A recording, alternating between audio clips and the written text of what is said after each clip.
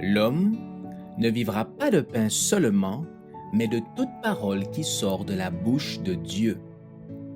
Voici votre moment de méditation quotidienne.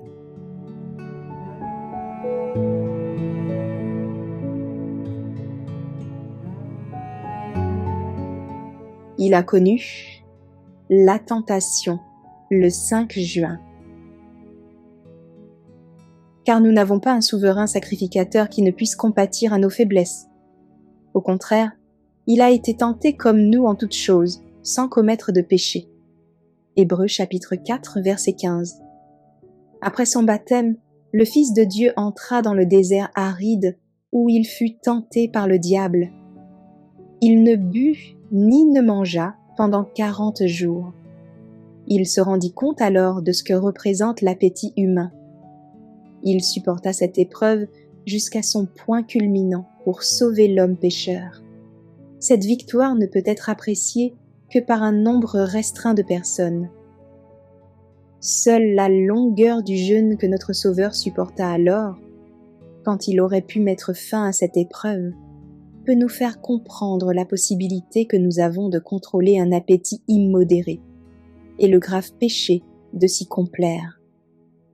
Le Christ est venu sur la terre pour unir son pouvoir divin à nos efforts. Ainsi, à travers la force et le pouvoir moral qu'il nous accorde, nous pouvons triompher dans notre propre vie. Ce n'étaient pas les morsures de la faim seulement qui rendaient les souffrances de notre Rédempteur intolérables. C'était le sentiment qu'il avait de la culpabilité des hommes livrés à leur passion, dont les conséquences apportèrent le malheur sur la terre. Voilà ce qui oppressait si cruellement l'âme du Christ. Revêtu de la nature humaine et portant le poids accablant des péchés, notre Rédempteur vainquit la puissance de Satan sur la plus grande des tentations qui mettent les âmes en danger, l'intempérance.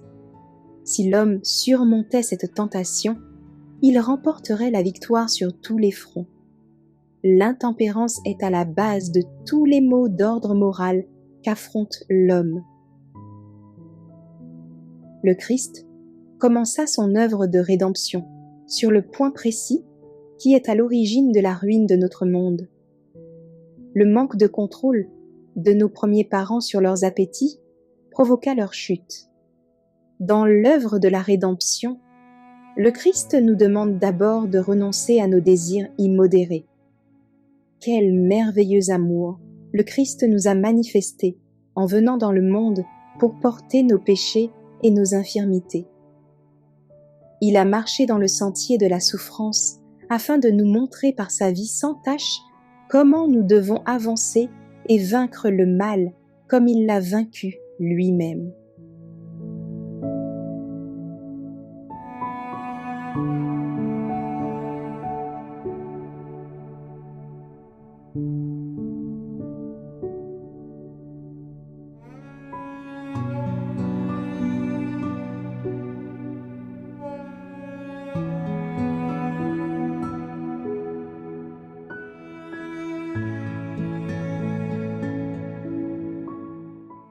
Merci d'avoir écouté cette présentation. Assurez-vous de nous rejoindre demain pour votre moment de méditation quotidienne avec lereste.org.